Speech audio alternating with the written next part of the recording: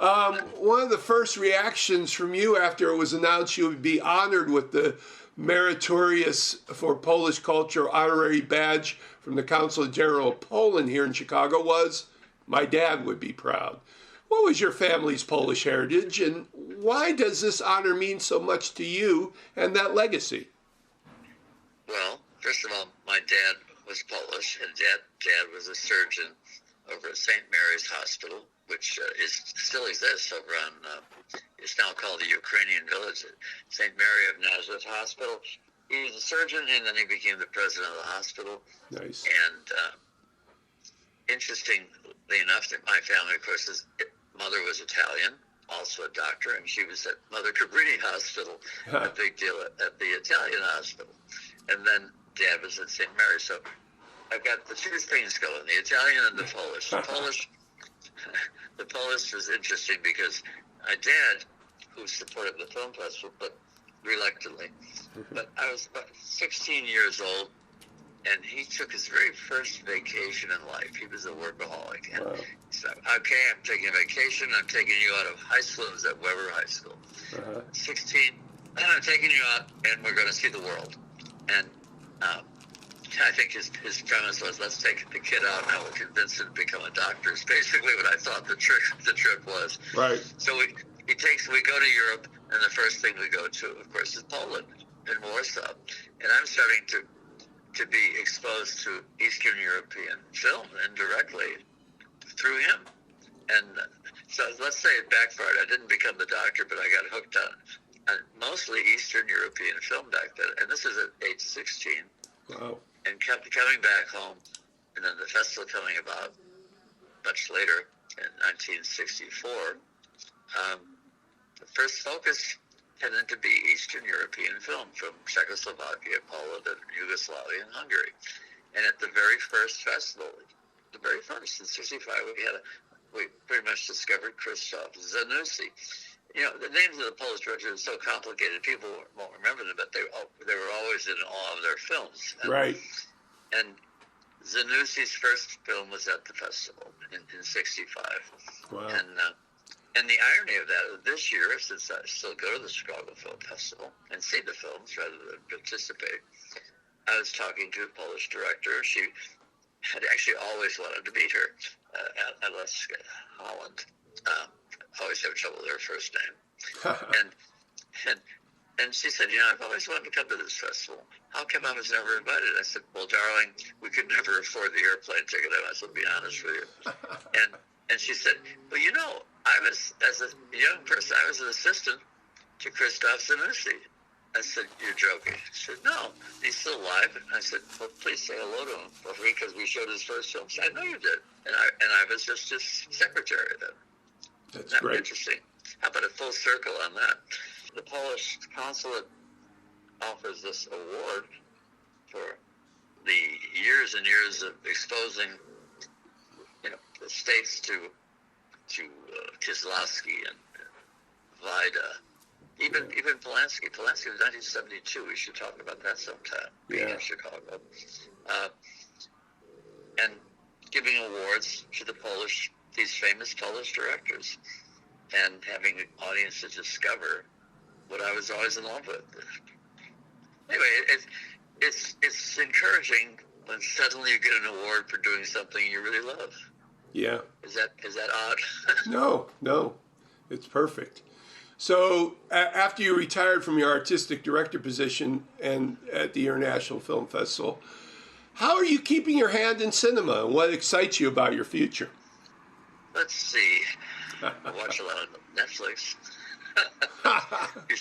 Besides the obvious, I love the movies, but I had the opportunity to work on a project, and if you recall, the film festival sort of became famous when a local photographer, Victor Skrybneski, did these festival posters for us, which sort of put us on the map when it came to a younger audience. Mm-hmm. And they're making a documentary about Victor's life.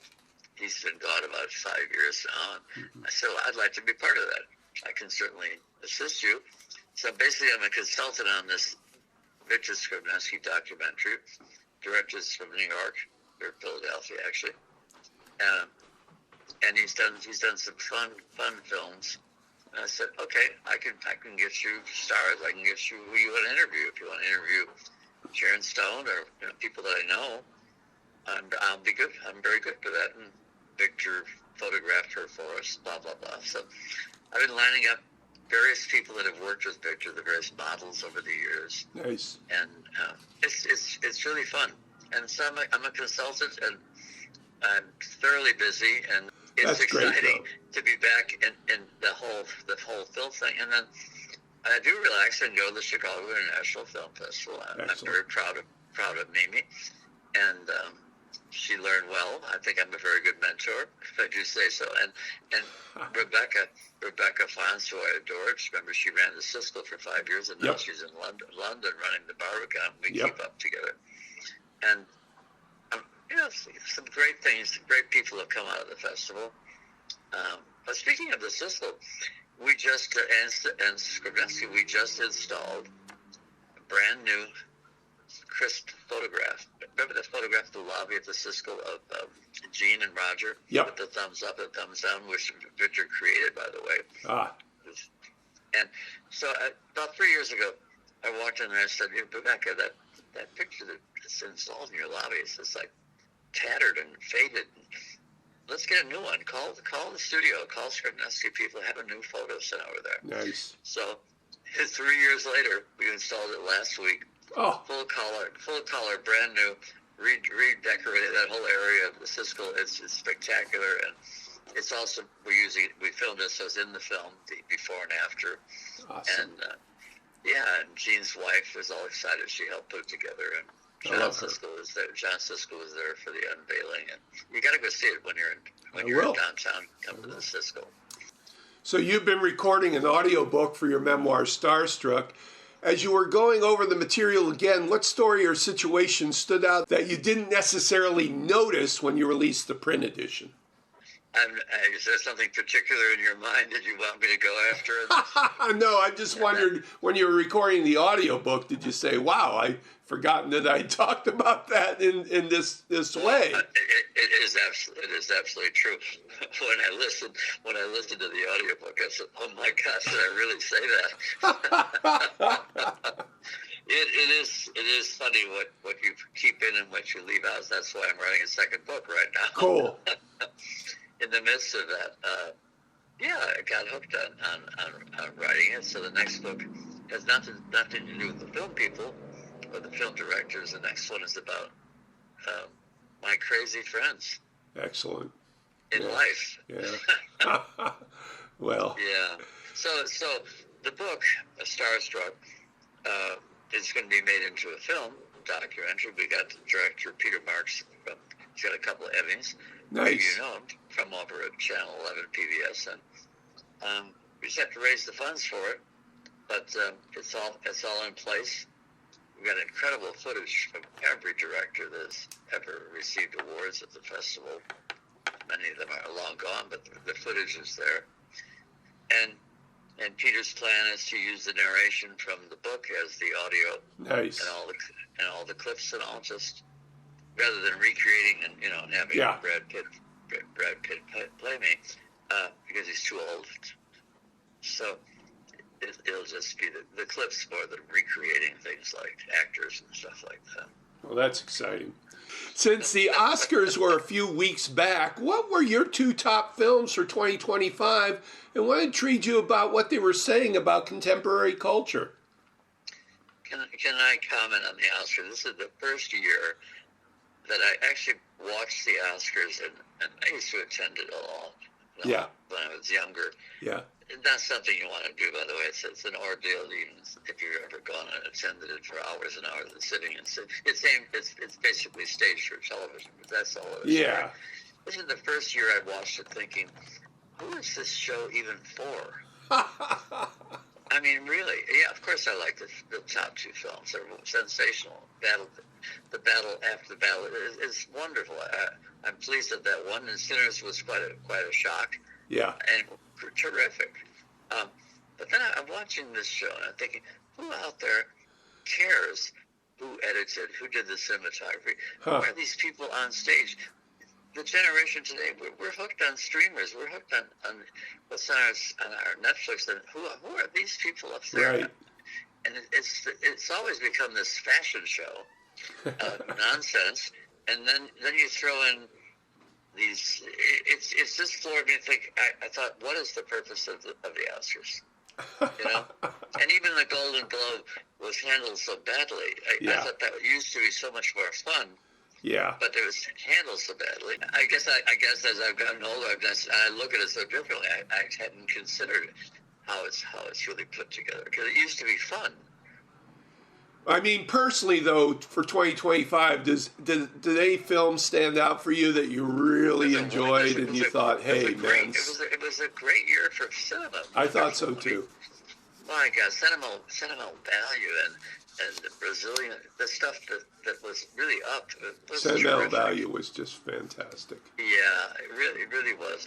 And One Battle After the is a remarkable film. Yeah. Remarkable. And frankly, Sinners, it does get silly and carried away, but right. It's the first half is brilliant. Yeah. That musical sequence was just blew me away. Absolutely brilliant.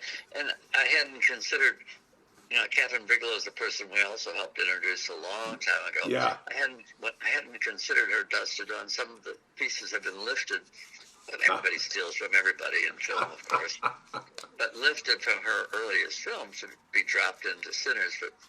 But Well, I remember Michael B. Jordan. He's really something, isn't he? Yeah, and I remember him on the red carpet at the festival way back when you showed Fruitvale Station. Oh, gosh. Him and Coogler. Yeah. Well, you got a better memory than I. Well, I pulled out their interviews, and then I interviewed Jordan for Creed 3, and then I always call it the Uber Critic Bounce because I take pictures with these guys and they win Oscars. So, but you know about that. So Yeah. Finally, if your father was to appear before you right now, what advice do you think he would give you on what to say in your acceptance speech? Well, of course, I'll give the background of my dad and being a doctor at the hospital. And this is something interesting. While my dad was at St. Mary's, and after so many years as a top surgeon, guess who was born there during that time? Robin Williams. Ha! There you go. Robin Williams, who lived in Lake Forest. Did you know that? Yeah. He was born at St. Mary's Hospital during my dad's time. There you go. Not that he was anybody at that time, but that was sort of fun. But well, what did my dad say? I think probably still say, remember you said you were going to be a doctor, and the great quote of his, I'm not going to use it next week, but was. Remember, this festival thing was just a passing fancy, remember? Well, you were wrong, Dad. You were wrong. This is Patrick McDonald for HollywoodChicago.com. Copyright 2026.